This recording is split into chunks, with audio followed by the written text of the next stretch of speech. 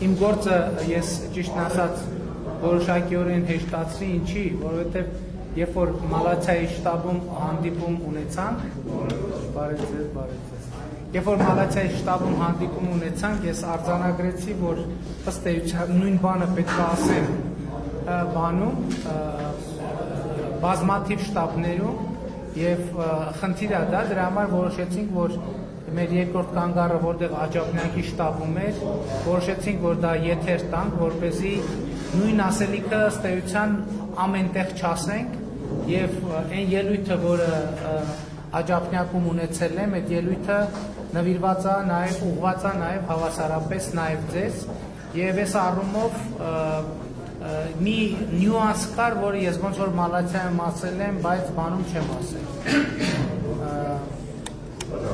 Աջափնյակում չեմ ասել,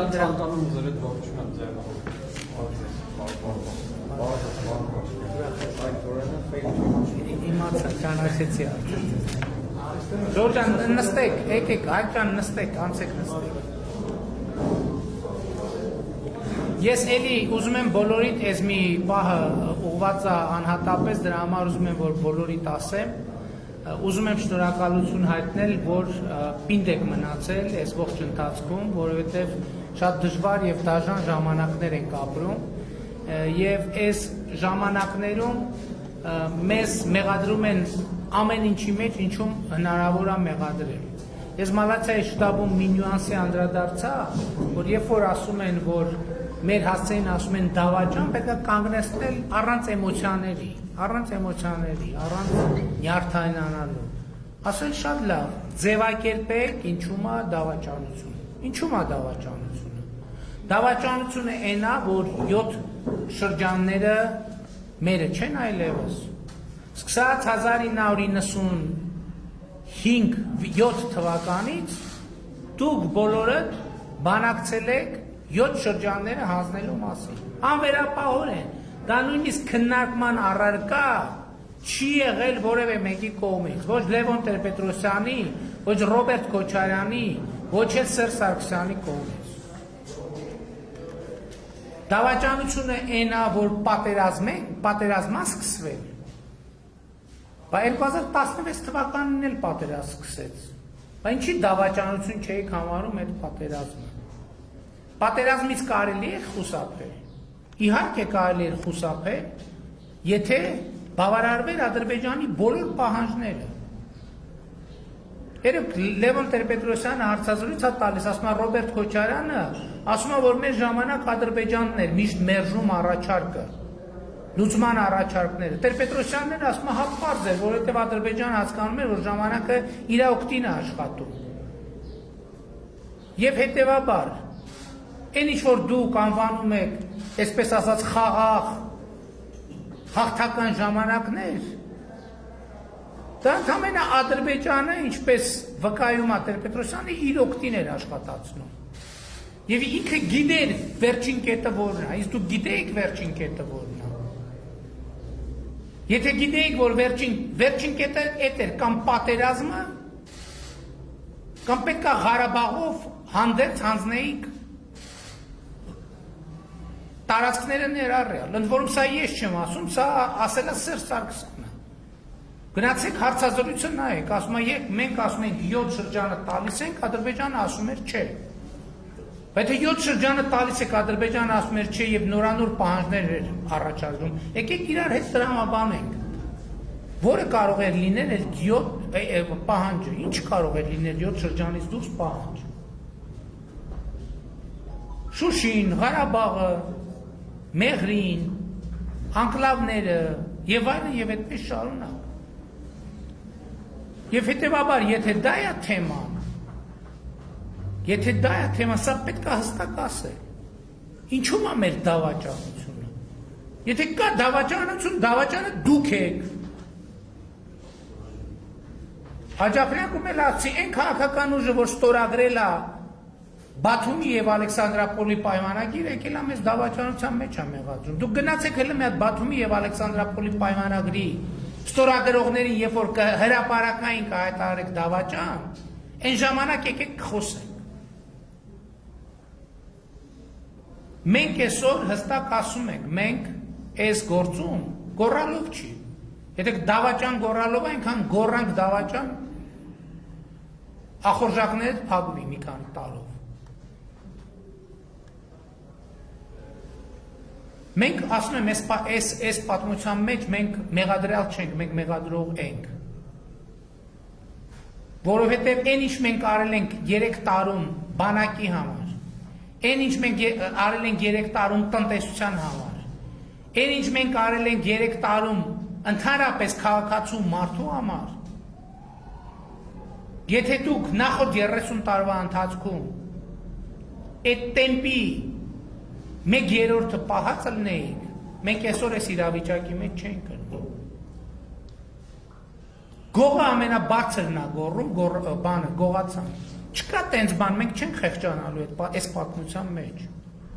Որտեւ ի տարբերություն ձեզ, մեր ժողովրդին ոչ մի բանի մեջ չենք խաբել։ Մեզ մեղադրում են, ասում են, հա, ասցիք, որ Ղարաբաղի հարցը կլուծեք ժողովրդի հետ համաձայնեցված։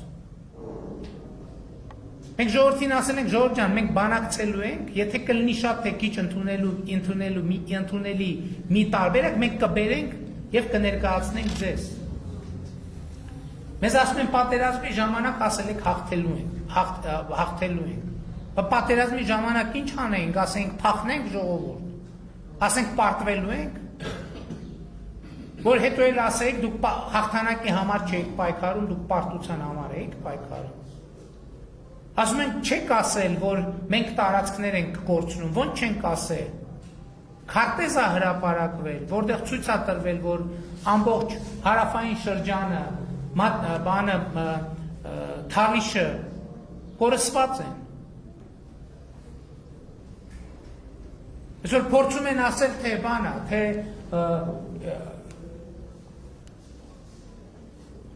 ինչ որ այդ Լելեթեփեի պատմում փորձում են ասել, ասում են, սկզբից բան էր, սկզբից ուզում էին ասեին, որ վարչապետի որդին չի եղել բանում, բանակում, հետո պարզվեց, որ առաջնագծում է եղել, հետո սկսեցին ասել, թե գիտես ինչ ունես մի հատ ճիշտ առաջնագծերում է եղել, բայց մի հատ ապահով տեղում է եղել։ Երբ որ պարզվեց, որ որդուս ընկերը նույն խրամաբջիջի մեջ գտնվող, նույն խրամաբջիջի մեջ, ընդ որում այդ ժամանակ սենց պարկած մարմիններով իրար կպած են եղել։ Զոհվել է, հասկանում եք, ժողովուրդ չի կարել, այդ ականը, այդ արկը որոշեր, որ զոհվողը այդ երկու տղաներից պետքա լինի, այդ տղայի անուն ազգանունը կա, հասցեն կա, հեռախոսի համարը կա։ Հիմա եկել են ասում են 1800 հատ զոհ են տվել, որ վարչապետի որդուն էվակուացնել։ Վարչապետի որդուն ոչ մեկ չի էվակուացրել։ Ոչ մեկ չի էվակուացրել։ Վարչապետի որդին իրան ստորաբաժանումների հետ նահանջել է եւ ինչպես ուրիշները նույն կերպել այլք։ Այստեղ ուրիշ մանրամասներ էլ կան, որ ես հիմա հարկ չեմ համարում նշեմ։ Մեզ մեղադրում են ամեն ինչի մեջ։ Ընդդուք սատանային ծառայելու մեջ։ Բայց կա մի կարևոր հանգամանք։ Մենք ինչ ենք մինչև այսօր այստեղ եւ կանգնած, որովհետեւ մենք այդ ամեն ինչի մեջ մեղավոր չենք, որովհետեւ եթե մենք լինեինք դա, մենք այսօր խոսելու բարոյական ուժ չէինք ունենալ։ Չենք կարող։ Մենք մարդկանց աչքերի մեջ չենք կարող նայել։ Այսօր մենք շատ բան ենք կորցրել, բայց մենք պահպանել ենք մարդկանց աչքերի մեջ նայելու իրավունքը։ Էլ եմ ասում, այդ հայացքի մեջ շատ մեծ կորուստ կա, այդ հայացքի մեջ տառապանք կա, այդ հայացքի մեջ պարտություն կա, բայց այդ հայացքի մեջ չկա մի բան, որը մեզ կզրկի մարդկանց աչքերի մեջ ուղիղ նայելու իրավունքից։ Ովքեր են այդ դավաճան գոռացողները, երկիրը թալանածները։ Դասում ենք ձեր օրոք պարտություն է եղել, բայց ձեր օրոք հոկտեմբերի 27 է եղել։ Բայց Ռոբերտ Քոչարյան եւ Սերժ Սարգսյան եկեք բան տվեք, պատասխան տվեք հոկտեմբերի 27-ի մասին։ Եկեք պատասխան տվեք նրա մասին, որ ձեր ղեկավարած ազգային անվտանգության ծառայությունը տեղյակ է եղել, որ Նաիրի Հունանյանը մտնելու է եւ զենքով բան անելու։ գնդակահարելու է ժողովրդի առաջնորդներին։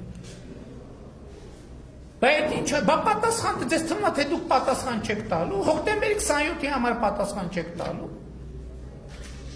Ասում եմ, բայց այդ վարչապետը Թուրքիայի գործակալն էր, էլ ինչ պետք է լիներ, որ այնա եղավ։ Բայց 1999 թվականին Հայաստանի ղեկավարը, որ Թուրքիայի գործակալը, էլ ինչ պետք է աներ։ Էլ ինչ պետք է աներ։ Ժողովրդի առաջնորդներին գնդակահարել խորհրդարանի բանում, դահլիճում։ Թուրքիայի գործակալի անելիք էլ ինչ պետք է աներ։ Երկիրը թալաներ միլիարդներով հարաբերությունից փողեր դուրս տաներ Եվրոպաներում, չգիտեմ որտեղ, ինչեր ձեռք բերել։ Մարդկանց իրավունքից զրկել։ Սափրագլուխների բանակներով երիտասարդությանը ճնշել։ Երիտասարդներին տանել բանակ եւ կերակրել կներեք արտահայտության անասնակերով։ Բա Թուրքի գործակալը ինչ ուրիշ ինչ պետք է ասել ժողովուրդ, ես Թուրքի գործակալ եմ, հիմա ձեր վարչապետին ու ազգային ժողովի նախագահի հետ բանատեղի ունենալու հոկտեմբերի 27-ին երկիրը թալանվելու է, ձեր զինվորներն էլ բան են լնելու, անասնակեր են ուտելու։ Բա այդ ինչ, այս ամեն ինչը մի օրում է ստեղծվել։ Բա դուք ինչ եք բանակցել։ Այսօր մեզ ասում են մեղրի։ Որևէ մեկը կարող ասի, որ ես Հայաստանի որևէ մի պաշտոնյայի առաջ հարց եմ դրել, քննարկել, որ մենք մեղրի կամ մեղրի միջանցք պետք է տանք։ Ես ասում եմ, չի եղել, մենք տենց բան չենք քննարկել, չենք քննարկում ու չենք քննարկելու։ Իսկ Ռոբերտ Քոչարյանը անվտանգության խորհրդի նիստ է հրավիրել, դրել է, որ մեղրին պետք է փոխանակենք, տանք Ադրբեջանի։ Այդ նշանակում է, որ Հայաստանը ոչ միայն մեկ ցամաքային սահման են ունենալու, նաև մեկ օդային սահման են ունենալու, որով կկարողանար որոշակի գործունեություն ծավալել։ Բա պատասխան տվեք, բա այդ ոնց է եղել, որ անվտանգության խորհրդի նիստ եղել է, Կարեն Դեմիրճյանն ու Վազգեն Սարգսյանը դեմ են արտահայտվել, դրանից հետո էլ Վազգեն Սարգսյանը գնացել է Մեղրիում հայտարարություն արել, ասել է մեղրին պայթելու է Երևանի կենտրոնում, դրանից հետո ինչ-որ մեկը մտել է խորհրդարանում գնդակահարել է Վազգեն Սարգսյանի եւ Կարեն Դեմիրճյանի։ Այդ դուք եք մեզ ասում դավաճաններ։ Այդ դուք եք Թուրքիայի գործակալի ակնարկանում։ Այս պատմության մեջ էլի ստացվեց, որ նույնը կրկնեցի մի քիչ ուրիշ տրամաբանությամբ, այս պատմության մեջ մենք ամբաստանյալ չենք, մենք մեղադրող ենք։ Եվ մենք այսօր ասում ենք, այո, այսօր, հենց այսօր, նաև Հայաստանում ազգային ազատագրական պայքար է տեղի ունենում, որովհետև խաղասեղանին է դրված մեր պետականությունը, մեր ինքնիշխանությունը, մեր անկախությունը, մեր քաղաքացիությունը։ Եվ մենք այս գծից չենք նահանջելու, ժողովուրդ։ Մենք կանգնելու ենք ամուր։ Որովհետև այո, մենք ժողովրդին տալու ենք հաղթելու հնարավորություն, դա մերն է, որովհետև եթե մենք չլնենք, այդ նշանակում է ժողովուրդը չունի հաղթելու հնարավորություն։ Այդ նշանակում է, որ ժողովուրդը պիտի ընտրի թարմ, պակաս թարմ եւ հին ավելի հին փդած համակարգերի միջև։ Այո, մենք վերջին 3 տարում Հայաստանում այնքան փոփոխություն ու բարեփոխում ենք արել, էլի ասում եմ, որ եթե վերջին 30 տարվա դրա 1/3 տեմպը պահվեր, Հայաստանը այսօր որակապես նոր երկիր կլիներ, ուրիշ երկիր կլիներ, ուրիշ բանակով, ուրիշ տնտեսությամբ, ուրիշ միջազգային հեղինակությամբ եւ ուրիշ կշռով։ Եվ մենք այս ճանապարհով գնալու ենք։ Եվ ուզում եմ նաեւ անդրադառնալ ընթացիկ սահմանային իրադրությանը։ Այո, մենք հստակ քաղաքական որոշում ունենք, որ մենք գնալու ենք այստեղ, թույլ չենք տալու պատերազմներ եւ չենք գնալու սրացումների եւ լուծելու ենք խաղաղ դիվանագիտական ճանապարհով։ Եվ երեք առաջարկ արել եմ, որը մտնում է մեր տրամաբանության մեջ։ Ինչ ենք մենք ասում։ Մենք ասում ենք սահմանագծից 2 զորքերը հետ են քաշվում, միջազգային դիտորդներ են գալիս, կանգնում եւ միջազգային հովանու ներքո մենք իրականացնում ենք սահմանագծում։ ասում են մեզ սահմանագծում դեմարկացիա պետք չի։ Սահմանը 21-րդ դարում այնա նույնն է, ինչ որ ենթադրենք միջնադարում եւ դրանից առաջ Պարիսպներ։ Ոնց որ ասեմ, Պարիս պետք չի։ Չի կարող լինել այդպիսի բան, որ մենք այո պետք է ունենանք գծանշված, արձանագրված, պայմանագրերով հիմնավորված պետական սահման, որը Պարիսն է։ Այո, կան տեղեր, հատվածներ, որտեղ շատ դժվար է եւ նույնիսկ անհնար է սահմանները շատ երկար պետք է աշխատել։ Դա չի նշանակում, որ մենք երբ որ ասենք դեմարկացիա, դելիմիտացիա, 2 օրում sense գծեցինք ինչ որ ձևով ու ավարտեցինք։ Ոչ ամենևին։ Ես այդ անդրադարձել եմ իմ ելույթներում եւ այնպես որ այդ թեմաներից պետք է չվախենալ, պետք է հստակ վստահ գնալ առաջ ժողովուրդ եւ ելի ասում եմ, ինչքան պետք լինենք մենք Հայաստանի քաղաքացիների, մենք այնքան հստակ կանգնելու ենք այդ քաղաքացիների պաշտպանության դիրքերում։ Այսքանը շնորհակալ։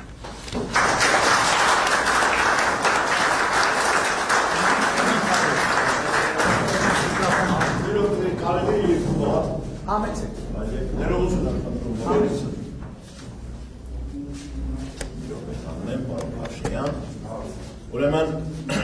պարոն Փաշինյան, ներկայանամ, Աբրոմ Երեմյան, ես ձեզ առաջին անգամ հանդիպել եմ 99 թվականի մարտի 26-ին, խմբագրությունում, այն ժամանակ դուք ավելի երիտասարդ էիք, ես էլ ջահել էի, հիմա փոխվել եմ, ասածս ինչ է, ես ձեզ բարևներ եմ փոխանցում սահմանագծից, իմ տղա զինվորական է փոխգնդապետ, մասնակցել է բոլոր պատերազմի բոլոր օրերին եւ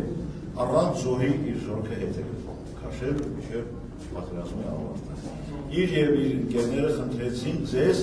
մեծագույն բարևներ եւ բարեմաղթանքներ եւ հաջողություններ ցանկալ եւ ասեցին մենք ձեր կողքին ենք։ Այդ մեկը։ Երկրորդը, պարոն Փաշինյան, ուրեմն ես այն մարդկանց մեկն եմ, որ անգիր, լավ անգիր չէ, գոնե տիրապետում եմ մեր հայոց նորագույն պատմությունը օրերով, ամսացներով, ժամերով։ Գիտեմ բոլորին, տիրապետում եմ բոլորի ելույթներին, բոլորի մտքերին։ Ուրեմն ես ինքս այս ֆիզիկական կարգավիճակով մի փոքր մինի այսպես գրասենյակ էլ բացել եմ իմ բակում, իմ բեսեդկայում բակի եւ ամեն ժամ, ամեն օր պրոպագանդում եմ ձեզ եւ ձեր թիմին, մեր թիմին։ Ուրեմն մի այսպես հուզիչ բան ասեմ, հարգելի ժողովուրդ, ուշադիր լսեք։ Երեք երեկոյան ինձ զանգեցրել Մարտունու Արծվանից գյուղից զոհված փոխգնդապետի մայրը, Կարեն Սիմոնյանի մայրը, Կարինեն, Տիկին Կարինեն, որը ձեր պարզապես երկրպագուներից մեկն է։ Եվ ինձ խնդրում է, ասում է, Ատոմ ջան, ուղղակի խնդրում եմ, իմ կնոջս քույրն է ինքը։ Ասում է, խնդրում եմ, ասում է, մեր գյուղում Քոչարյանի մյուսի մարդիկ եկել են, խաղեր են տալիս, գյուղական բարբարում ասեմ, էլի։ Խնդրում եմ, ասում է, քո հեղինակությունը փորձի մեր գյուղի վրա եւ կանխի հանկարծ մեր գյուղից նրան ձայն չտանեն ու եթե կհանդիպես պարոն Փաշինյանին ինչ որ առիթով ես գիտեի որ այսօր ձեր այդ հանդիպումը կա պարզապես ակնկալում էի որ մի օր մենք կհանդիպենք Դավիթ Հաշինին ասում եմ խնդրում եմ իրեն փոխանցեք որ մենք բոլորս պատրաստ ենք եւ կանգնած ենք իր կողքին փոխանցում եմ այդ բարևները այդ ողջույնները ձեզ Եվ ես ասում եմ հաջողություն եմ ձեզ ամենայն բարիք, ամենայն հաջողություն Շնորհակալ եմ Այսօրվա հանդիպումը տենց ճիշտ է Աստիկ չգիտեինք, տենց չնախատեսվող Առավոտ ինձ իպատիվ մեր քաղաքապետի ինքն էին զանգվել տուն եւ ասել է ջաջակում արի որ պարոն Փաշինյանը գալու է արի որ հանդիպես երկու բառեր ասես Շնորհակալություն բոլորից եմ Շնորհակալ Ես ուզում եմ մի բան ասեմ, երբ որ ես ասացի, որ սահմանային իրավիճակը մենք հաղթահարելու ենք խաղաղ եղանակով, խաղաղ ճանապարհով, ես երեք գիտեք գնացել էի կուտ եւ այնտեղ շփվել եմ նաեւ մեր զինվորների եւ զինվորականների հետ, ովքեր բնականաբար պատրաստ են իրենց առաջ դրված ցանկացած խնդիր կատարել, բայց ես նաեւ ուզում եմ ասել, որ մեր զինվորականների հետ քննարկել եմ տեղում կանգնած մեր զինվորականների հետ քննարկել եմ եւ Իմ պատկերացումն եմ ձևակերպել, որը երեկոյան արդեն ես հրապարակեցի, եւ նրանք հստակ ասել են, պարոն վարչապետ, մենք կանգնած ենք այդ դիրքորոշման կողմից, եթե ինչ խնդիր կդնենք մենք կլուծենք, բայց Մենք պաշտպանում ենք նաև ձեր այն դիրքորոշումը, որ մենք գնանք քաղաքական դիվանագիտական ճանապարհներով լուծենք, այնպես որ նաև մեր զինվորականների հետ այդ հարցը քննարկված եւ այս նրբության մեջ էլ կարեւոր եմ համարում, որ որևէ տարընթերցում չլինի։ Դուք էլ կբարևեք ձեր գործում։ Գիտեք, ուղղակի այսպես ասած իմ պատկերացումը ձեր այս քարոզարշավի հետ կապված։ Գիտեք, այստեղ ովքեր հավաքվել են, այն մարդիկ են, ովքեր իսկապես ձեզ հավատում են։ Ոչ մեկը չի եկել ուժով, համոզելով, բոլորը եկել են, որովհետև եկել են, որովհետև համոզված են, որ շատ շատերը իրենց վրա անմիջականորեն զգացել են այդ փոփոխությունները, ինչի մասին դուք ասում եք։ Անձամբ ես օրինակ 3 երեխա ունեի արտասահմանում սովորած, մեկ արդեն եկել է ի գործով եւ պարոն Պապիկյանի նախարարությունում է աշխատում, այնպես որ մենք այսինքն մենք բոլորս ձեզ գիտենք, այդ ամեն ինչ դուք ասեցիք, մենք հասկանում ենք։ Օրինակ անձամբ ես ավելի շատ կուզեի, որ դուք խոսեիք այն ամեն ինչի մասին, ինչ որ մեզ սպասվում է։ Այսինքն ընտրությունների հետ կապված, որովհետև այն մթնոլորտը, որ ուզում են ստեղծել, այդ մթնոլորտն է դառնում ապրանքի։ Ավելի շատ մենք այդ խոսքն ենք ուզում, որպեսզի մենք հավատանք։ Մենք հավատում ենք, շատ շատերը, բոլորս եւ ովքեր կգան ձեզ դիմավորելու, բոլորը հավատում են ձեզ, սիրում են ձեզ։ Եկեք սենց արենք, հաջորդ շտաբում, եթերով կհետևեք, ես հաջորդ շտաբում ուրեմն խոսեմ ձեր առաջարկած թեմայի։ Մեզ շատ Եղա,